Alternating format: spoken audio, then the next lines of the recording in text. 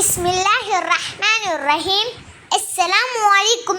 ഇന്ന് ഞാൻ നിങ്ങളോട് പറയാൻ പോകുന്നത് ലോകത്തിന് കാരുണ്യമായി വന്ന നമ്മുടെ പ്രിയപ്പെട്ട പ്രവാചകൻ മുഹമ്മദ് നബി സല്ലല്ലാഹു അലൈഹി വസല്ലമയെ കുറിച്ചാണ്.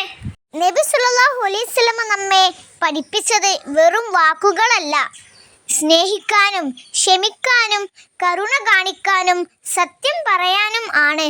ഒരു മനുഷ്യനെ നമ്മോട് നന്നായി പെരുമാറിയാൽ അവനോട് നന്നായി പെരുമാറുന്നത് എളുപ്പമാണ്.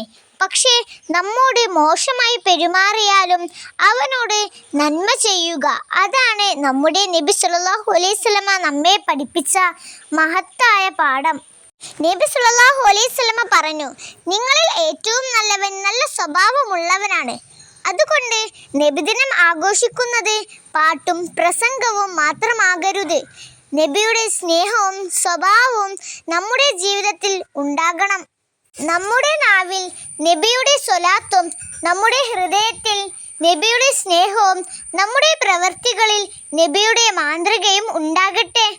നമ്മുടെ ജീവിതം നബിയുടെ മാതൃകയിൽ മനോഹരമാക്കാനും അല്ലാഹു നമ്മെ അനുഗ്രഹിക്കട്ടെ. ആമീൻ. വസ്സലാമു അലൈക്കും വറഹ്മത്തുള്ളാഹി വബറകാതുഹു.